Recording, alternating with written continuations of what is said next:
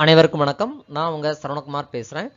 இன்னைக்கு என்ன பார்க்க போறோம் அப்படின்னா, மைக்ரோசாஃப்ட் எக்ஸல்ல இப்போ நம்மக்கிட்ட ஒரு டேட்டா கொடுக்குறாங்க. டேட்டானா ஒரு ஸ்டூடெண்ட்டோட இன்ஃபர்மேஷனோ அல்லது ஒரு கம்பெனியோடைய எம்ப்ளாயி டீட்டெயில்ஸோ உங்ககிட்ட கொடுத்து இதை எக்ஸல்ல டைப் பண்ணி எனக்கு என்ன செய்யுங்க, ஒரு A4 ஷீட்டில் பிரிண்ட் அவுட் எடுத்து கொடுங்க அப்படின்னு சொல்கிறாங்க.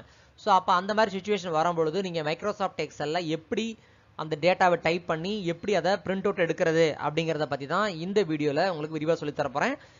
இந்த வீடியோவை முழுமையாக பாருங்கள். உங்களுக்கு ஏதாவது சந்தேகங்கள் இருந்துச்சுன்னா கமெண்ட்டில் என்ட்ரி பண்ணுங்கள். இனி அடுத்தடுத்து வீடியோ நிறைய வரப்போகுது. அதனால் தொடர்ந்து என்னோட சேனலை சப்ஸ்கிரைப் பண்ணாதவங்க சப்ஸ்கிரைப் பண்ணிக்கோங்க. வாங்க வீடியோக்குள்ளே போகலாம். ஸோ இப்போ என்கிட்ட ஒரு ஒர்க்கு கொடுக்குறாங்க. என்ன அப்படின்னா, இந்த டேட்டாவை எனக்கு ஒரு A4 ஷீட்டில் பிரிண்ட் பண்ணி கொடுங்க அப்படின்னு சொல்கிறாங்கன்னு வச்சுக்கிடுவோம். ஸோ அப்போ நம்ம என்ன பண்ணணும் அப்படின்னு தான் உங்களுக்கு தெளிவாக இந்த வீடியோவில் ஸ்டெப் பை ஸ்டெப்பாக சொல்லிக் கொடுக்க போகிறேன். ஸோ முதல்ல என்ன பண்ணணும் அப்படின்னா, நீங்கள் ஃபைலில் போயிட்டு முதல்ல பிரிண்ட் அப்படின்னு ஒரு ஆப்ஷன் இருக்கும். ஸோ அந்த ஆப்ஷனை கிளிக் பண்ணீங்க அப்படின்னா உங்களுக்கு ஒரு பேப்பரில் பிரிண்ட் பண்ணால் எந்த மாதிரி இருக்கும் அப்படிங்கிறத இந்த இடத்துல இப்படி காட்டும். சரியா? இப்போ நான் என்ன நினைக்கிறேன் அப்படின்னா, முதல்ல நான் என்ன பேப்பரில் நான் அதை பிரிண்ட் அவுட் எடுக்க போகிறேன் அப்படிங்கிறத நீங்கள் இங்கே முதல்ல செட் பண்ணணும். இந்த சைடில் ஆப்ஷன் செட்டிங்ஸ் இருக்கு இல்லையா, இங்கே A4 அப்படின்னு சொல்லியிருக்கும், இது லெட்டர் அப்படின்னு இருக்கும். ஸோ நிறைய டைப்ஸ் இருக்கும். இதில் நீங்கள் நார்மலாக நம்ம என்ன யூஸ் பண்ணுவோம்னா A4 ஷீட் யூஸ் பண்ணுவோம். ஸோ இப்போ A4 அப்படிங்கிறத யூஸ் பண்ணிக்கணும். ஸோ அதே நீளமான பேப்பர்னால் நீங்கள் லீகல் அப்படின்னு கொடுக்கணும். ஸோ நீங்கள் ஒவ்வொன்றையும் மாற்றும் போது இங்கே அதுக்கு தகுந்த மாதிரி சேஞ்சஸ் வரும். இதுதான் நீங்கள் செய்ய வேண்டிய முதல் ஸ்டெப். முதல்ல பேப்பர் சைஸ் என்ன இருக்குது அப்படிங்கிறத முதல்ல செக் பண்ணிக்கோங்க. அதுக்கப்புறமா என்ன பண்ணணும் அப்படின்னா, நார்மல் மார்ஜின் அப்படி இருக்குதா அப்படிங்கிறத நீங்கள் முதல்ல பார்த்துக்கணும். ஸோ அதையும் நீங்கள் கிளிக் பண்ணிக்கோங்க. கிளிக் பண்ணிவிட்டு அதுக்கப்புறம் என்ன பண்ணணும்னா, இது பார்டர் இல்லாமல் இருக்குது. ஸோ அப்போ பார்டர் கொண்டு வரணும் அப்படின்னா, ஸோ முதல்ல நீங்கள் இந்த பட்டனை கிளிக் பண்ணிவிட்டு வெளியே வந்துடுங்க. வந்ததுக்கப்புறமா இதை இப்படி செலக்ட் பண்ணுங்கள். செலக்ட் பண்ணிவிட்டு என்ன பண்ணணும்னா, ஹோம் அப்படிங்கிற இந்த ஆப்ஷனில் கிளிக் பண்ணிவிட்டு, ஸோ இதில் நீங்கள் இந்த இடத்துல ஆல் பார்டர் அப்படின்னு சொல்லி ஒரு ஆப்ஷன் இருக்கும். ஸோ அந்த ஆல் பார்டர்ஸ் அப்படிங்கிறத நீங்கள் முதல்ல கிளிக் பண்ணிக்கோங்க. கிளிக் பண்ணதுக்கப்புறமா அகெயின் ஃபைலில் போயிட்டு பிரிண்ட் அப்படின்னு ஆப்ஷனை கிளிக் பண்ணும்போது உங்களுக்கு அந்த டேபிள் என்ன செய்யணும், கொஞ்சம் பார்டரோட வந்திருக்கும். இப்போ நம்ம என்ன நினைக்கிறோம் அப்படின்னா, ஸோ நம்ம ஒரு பேப்பரில் கொஞ்சம் பெருசாக இருக்கணும், நம்ம டைப் பண்ணுற கண்டென்ட் கொஞ்சம் பெருசாக வேணும் அப்படின்னா நீங்கள் என்ன செய்யணும்னா, ரொம்ப சிம்பிளாக சொல்கிறேன். இந்த பேஜ் செட்டப் அப்படிங்கிற ஆப்ஷனுக்கு போயிடுங்க. டேரெக்டாக பேஜ் செட்டப் அப்படிங்கிற ஆப்ஷனில் கிளிக் பண்ணிவிட்டு இங்கே பேஜ் அப்படிங்கிற டேபில் அட்ஜஸ்ட் டூன்னு ஒன்று இருக்கும். இதில் 100 அப்படின்னு இருக்கும். ஸோ 100 அப்படிங்கிறத நீங்கள் ஒன்று கூட்டலாம் அல்லது குறைக்கலாம். இப்போ நம்ம என்ன செய்யணும், கூட்டணும். அப்போ 120 அப்படின்னு கொடுத்துட்டு என்ன செய்கிறேன், ஓகே அப்படின்னு கொடுக்கும்போது கொஞ்சம் பெருசாக இருக்கும். ஸோ உங்களுக்கு எந்த அளவுக்கு உங்களுக்கு தேவையோ அந்த அளவுக்கு உங்களுக்கு அட்ஜஸ்ட் பண்ணிக்கோங்க. பட் என்ன ஆகக்கூடாது அப்படின்னா, அந்த டோட்டல் பீஸ் ஸ்பீட் அப்படிங்கிறது அடுத்த பேஜுக்கு போயிடக்கூடாது. அதனால் நீங்கள் ரொம்பவும் என்ன செய்யக்கூடாது, பெருசு பண்ணக்கூடாது. இப்போ உதாரணத்துக்கு நான் என்ன செய்கிறேன், 170 அப்படின்னு கொடுத்துட்டு ஓகே கொடுத்துட்டேன் அப்படின்னா, ஸோ ஓரளவு பெருசாக இருக்குது. இன்னும் கொஞ்சம் அட்ஜஸ்ட் பண்ணுறேன். இப்போ ஒரு 200 அப்படின்னு கொடுத்துட்றேன். இப்போ 200ன்னு கொடுக்கும்போது என்ன ஆகிடும் அப்படின்னா, ஸோ உங்களுக்கு இந்த கடைசி காலம் அடுத்த பேஜுக்கு போயிடும். நீங்கள் செக் பண்ணி பார்க்குறதுக்கு இந்த இடத்துல நெக்ஸ்ட் பேஜ் அப்படின்னு ஒரு ஆப்ஷன் இருக்கு இல்லையா, ஸோ இந்த மாதிரி உங்களுக்கு வந்துடும். ஸோ இதை ரொம்ப கவனமாக இருக்கணும். அதனால் என்ன பண்ணணும் அப்படின்னா, நீங்கள் பேஜ் செட்டப்பில் போயிட்டு நீங்கள் எவ்வளோ தூரம் அது ஒரு பேஜுக்குள்ளே அடங்குதோ அதுக்கு தகுந்த மாதிரி என்ன செய்யணும், உங்களுக்கு அட்ஜஸ்ட் பண்ணணும். சரியா? நான் என்ன செய்கிறேன் அப்படின்னா, ஒரு 140 அப்படின்னு சொல்லி ரேஞ்சுக்கு வச்சிடுறேன். வச்சதுக்கப்புறமா இந்த டேபிள் உங்களுக்கு சென்டராக வேணும். சரியா? அப்போ என்ன செய்யணும் அப்படின்னா, ஸோ இப்போ இதே பேஜ் செட்டப் ஆப்ஷனில் போனீங்கன்னா இங்கே மார்ஜின்ஸ் அப்படின்னு சொல்லி ஒரு ஆப்ஷன் இருக்கும். இதில் ஹரிசான்டலி அப்படின்னு ஒரு ஆப்ஷன் இருக்குது. கொடுத்துட்டு ஓகே அப்படின்னு கொடுத்தீங்கன்னா உங்களுக்கு அந்த டேபிளுக்கு அந்த பேஜுக்கு நடுவில் அந்த டேபிள் வந்துடும். இல்லை இந்த டேபிள் எனக்கு சென்டராக வேணும், அந்த பேஜோட சென்டரில் வேணும் அப்படின்னா நீங்கள் அதே பேஜ் செட்டப்பில் போயிட்டு மார்ஜின் அப்படிங்கிற ஆப்ஷனில் வெர்டிக்கலி அப்படின்னு கொடுத்துட்டு ஓகே அப்படின்னு கொடுத்தீங்கன்னா உங்களுக்கு இந்த மாதிரி டேபிளுக்கு அந்த பேப்பருக்கு நடுவில் இது வந்துடும். ஸோ பெரும்பாலும் இந்த மாதிரி கம்மியான டேட்டா இருந்துச்சு அப்படின்னா அந்த ஆப்ஷன் பயன்படுத்த தேவையில்லை. அதனால் என்ன பண்ணுறோம் அப்படின்னா, பேஜ் செட்டப்பில் போயிட்டு மார்ஜினில் போயிட்டு வெர்டிக்கலி அப்படிங்கிற ஆப்ஷனில் டிக் இருக்கிறத எடுத்து விட்டுட்டு ஓகே அப்படின்னு கொடுத்துட்றேன். ஸோ ஓரளவு நமக்கு பிரிண்ட் பண்ணுற மாதிரி வந்துருச்சு. இதுதான் நீங்கள் செய்யணும். அதுக்கப்புறமா இது ஒரு டைப். இது என்ன சார், போர்ட்ரேட் அப்படின்னா, ஸோ இது நீங்கள் இப்போ கொஞ்சம் இது மொத்தத்திலே 1 2 3 4 காலம் தான் இருக்குது. இதே ஒரு 10 காலம் இருக்குது அப்படின்னா அந்த மாதிரி வரும்போது நீங்கள் என்ன பண்ணணும்னா, இங்கே போர்ட்ரேட்டில் பிரிண்ட் பண்ண முடியாது, லேண்ட்ஸ்கேப் அப்படின்னு கொடுக்கணும். லேண்ட்ஸ்கேப் கொடுத்தீங்கன்னா உங்களுக்கு பேப்பர் என்ன செஞ்சிடும்னா, உங்களுக்கு ஹரிசான்டலாக இந்த மாதிரி ஸ்டைலில் மாறிடும். ஸோ இப்போ இதை நீங்கள் அட்ஜஸ்ட் பண்ணுறதா இருந்தால் பிரிண்ட் பண்ணும்போது இந்த மாதிரி தான் உங்களுக்கு பிரிண்ட் ஆகும். ஸோ அப்போது நீங்கள் என்ன ஃபார்மேட்டில் வேணும் அப்படிங்கிறத இங்கே நீங்கள் மாற்றிக்கணும்.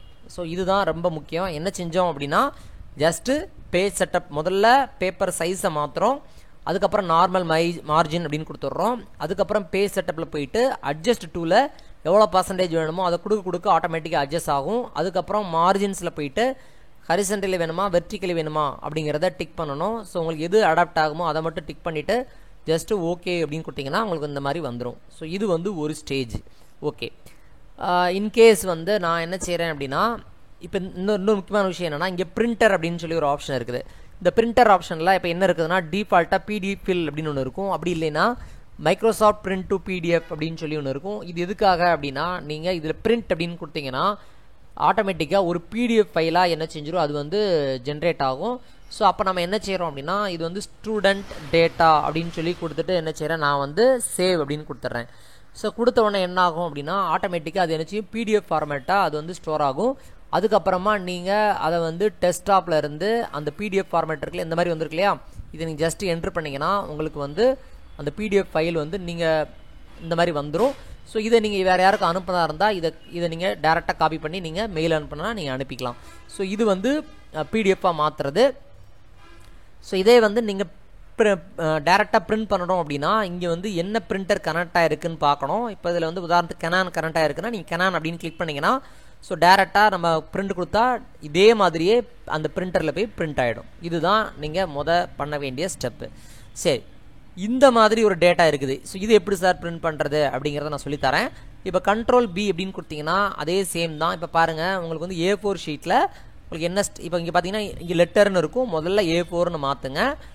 அட் த சேம் டைம் வந்து இது ரொம்ப சின்னதாக இருக்குது. அப்போ என்ன செய்யணும், நீங்கள் வந்து லேண்ட்ஸ்கேப் மெத்தடில் மாற்றணும். அப்போ என்ன பண்ணணும் அப்படின்னா, நீங்கள் கிளிக் பண்ணிவிட்டு இதில் லேண்ட்ஸ்கேப் ஓரியன்டேஷன் அப்படின்னு முதல்ல மாற்றிக்கோங்க. மாற்றினதுக்கு அப்புறமா என்ன ஆகுதுன்னா, உங்களுக்கு இந்த மாதிரி காட்டுது. நான் ஏற்கனவே சொன்ன மாதிரி முதல்ல பார்டர் செட் பண்ணணும். ஸோ முதல்ல இதை ஃபுல்லாக என்ன பண்ணிக்கோங்க, கம்ப்ளீட்டாக இப்படி செலக்ட் பண்ணிக்கோங்க. செலக்ட் பண்ணிவிட்டு இந்த ஹோம் டேப்பில் இந்த இடத்த கிளிக் பண்ணுங்கள், ஆல் பார்டர்ஸ் அப்படிங்கிறத கிளிக் பண்ணிக்கோங்க. கிளிக் பண்ணிவிட்டு அலைன்மெண்ட்டில் சென்டர் வேணும்னா நீங்கள் சென்டர் பண்ணிக்கலாம். ஸோ இது மட்டும் எனக்கு வேணும்னா இதை இந்த இடத்துல இந்த பிங்கிற இடத்துல கிளிக் பண்ணிவிட்டு இப்படி லெஃப்ட்டில் அலைன் பண்ணிக்கோங்க. அலைன் பண்ணிவிட்டு இப்போ போயிட்டு ஃபைலில் போயிட்டு பிரிண்ட் பார்த்தீங்க அப்படின்னா ஓரளவு பிரிண்ட் பண்ணுற மாதிரி இருக்கும். இப்போ என்ன பிரச்சனை அப்படின்னா, அந்த டேபிள் வந்து சென்டராக வரணும். நான் ஏற்கனவே சொன்னது தான், பேஜ் செட்டப்பில் போய்க்கோங்க, மார்ஜின்ஸில் போய்க்கோங்க, ஹரிசன்டலி அப்படின்னு கொடுத்துட்டு ஜஸ்ட் ஓகே அப்படின்னு கொடுத்தா போதும்.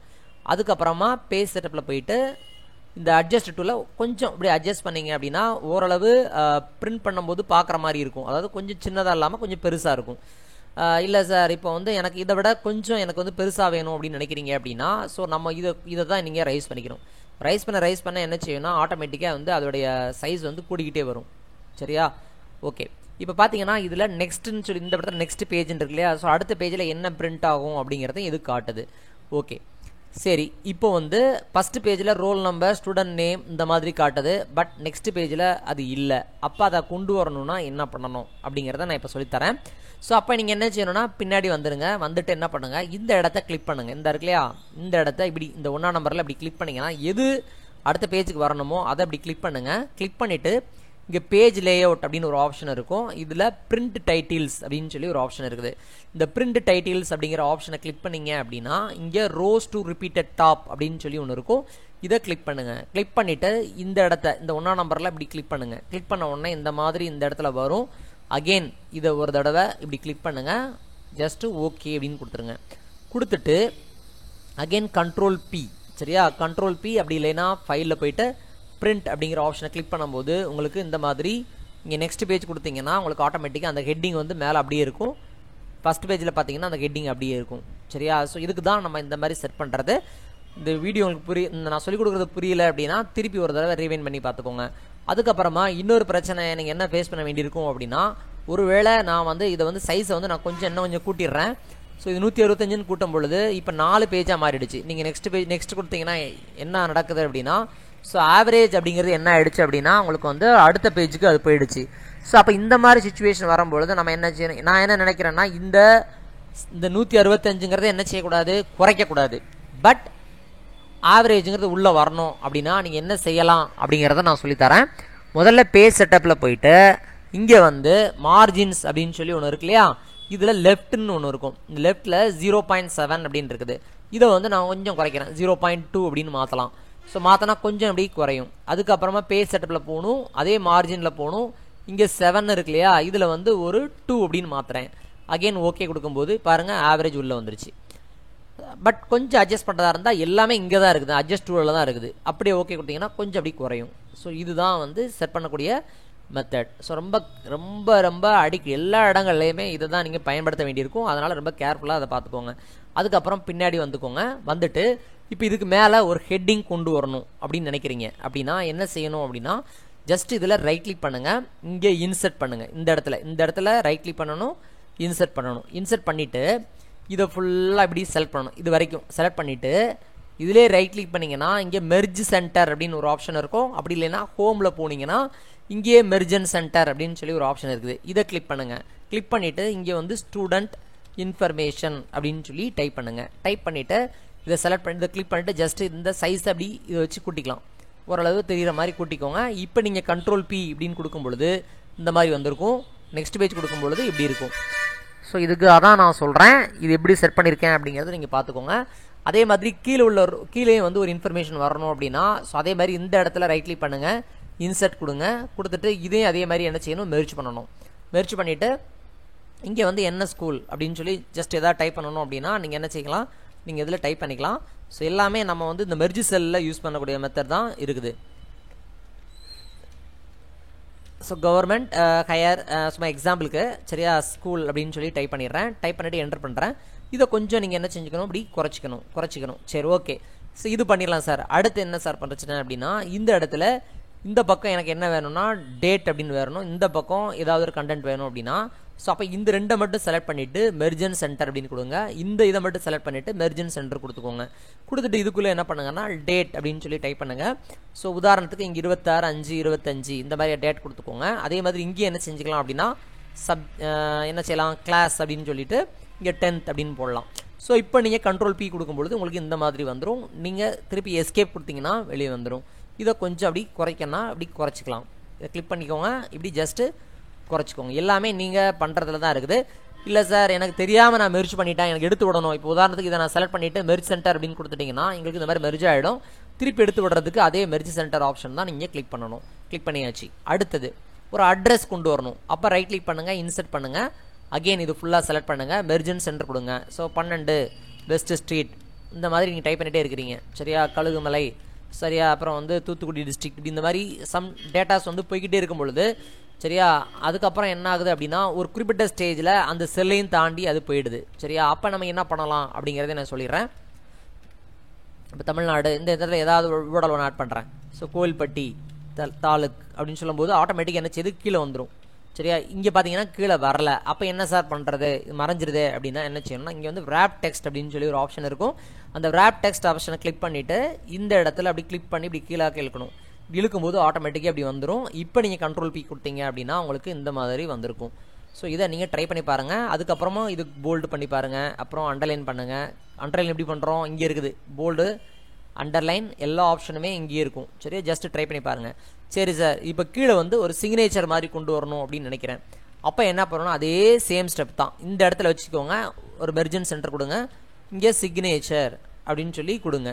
கொடுத்துட்டு அதே மாதிரி என்ன செய்யுங்க, கண்ட்ரோல் B கொடுத்தீங்கன்னா உங்களுக்கு என்ன ஆகும், உங்களுக்கு வந்து தெரியும் சிக்னேச்சர் அப்படின்னு வந்துருச்சு. சரி. ஸோ இதெல்லாம் வந்து நம்ம பேசிக்காக நம்ம வந்து இதில் தெரிஞ்சுக்கணும். கண்டிப்பாக வந்து ஒரு பேப்பரில் பிரிண்ட் பண்ணணும் அப்படின்னா இந்த விஷயங்கள்லாம் தெரிஞ்சிட்டிங்க அப்படின்னா நீங்கள் ஈஸியாக என்ன செஞ்சுக்கலாம், நீங்கள் பிரிண்ட் அவுட் எடுத்துக்கலாம். ஓகே, நன்றி, வணக்கம். இனி அடுத்த வீடியோவில் உங்களுக்கு இதை விட இன்னும் கொஞ்சம் அட்வான்ஸ்டாக இந்த பேஜ் பிரேக் ப்ரிவியூன்னு ஒரு ஆப்ஷன் இருக்குது, அதை பற்றி நான் அடுத்த வீடியோவில் உங்களுக்கு சொல்லிக் கொடுக்குறேன். அதுவரை உங்களிடமிருந்து விடைபெறுவது உங்கள் சரவணகுமார். நன்றி, வணக்கம்.